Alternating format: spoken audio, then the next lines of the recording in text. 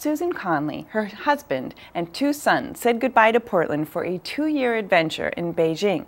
Susan's book, The Foremost Good Fortune, chronicles her family's journey in the strange new land and her own journey through a personal crisis. She spoke with Brian Knobloch about her experience. Well, we watched as China opened up more to the international marketplace, and we kept thinking, is this the time to go to China? Is this the time? And then finally it was clear that this was a great opportunity. And this was just before the 2008 Olympics, so right. That was a zoo there already, and your relocation was sort of on top of that. Yeah, it was crazy. It was a building rush. It was a sort of a gold rush. Skyscrapers going up wherever you looked, parks being built out of nothing. It was exhilarating and baffling.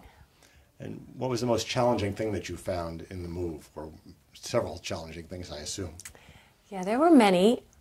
I think the part where the boys and I didn't speak a word of Mandarin was the biggest challenge.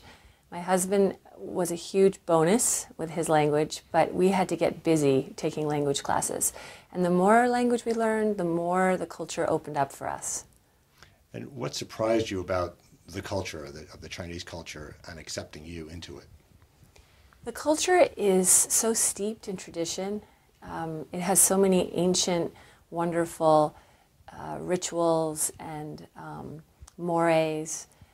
It's very much based around family.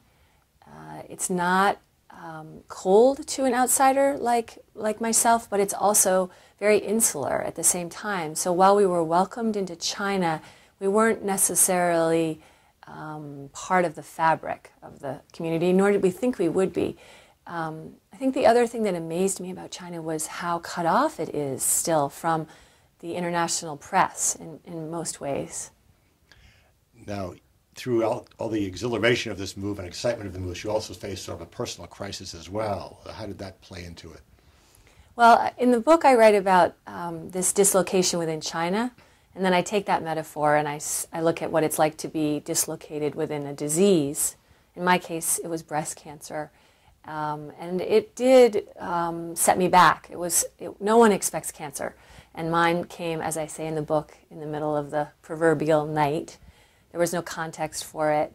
And I did have a surgery in Beijing, which, as I say now, was all in Mandarin. So that was its own challenge as well. And how did your children adjust to it? You know, kids are so adaptable. You hear that, but then you have to go put it into practice. And I was so amazed by them. They needed a friend. As soon as they had one friend, they were on their way. They picked up Mandarin quickly. They had the best tones, as we say when we're trying to learn Mandarin, the best tones of anyone in our family.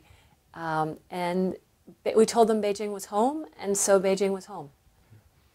And now you're back in Portland, right? Did you have to readjust back to life here in the States and here in Maine? Yes, there's no, well, I shouldn't say there's no, but it's hard to find good Chinese food in Maine. And there aren't very many skyscrapers. We have had a period of adjustment, although I have to say again, the kids, fine, sailing through. After trying to learn Mandarin, coming back to the States and speaking English is very easy for them. Susan read an excerpt from her book describing one night in Beijing when her sons and her family really saw the stars for the first time. Right this very second, the Earth is spinning in outer space. Somehow, standing in this dark alley in downtown Beijing on a Sunday night in February has unlocked a secret of the universe for my boy.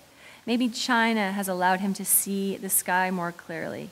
I think all 4 of us have better vision here.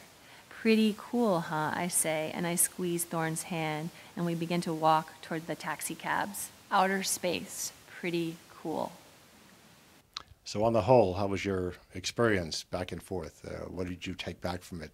You've got a long life ahead of you, and where do you go from here, and what did it do for you? How did it change you? Well, you know, when I close the book out, I say how lucky we were to go to China. What a great adventure it was. I call it the greatest road trip of our lives. It can be hard for road trips to end.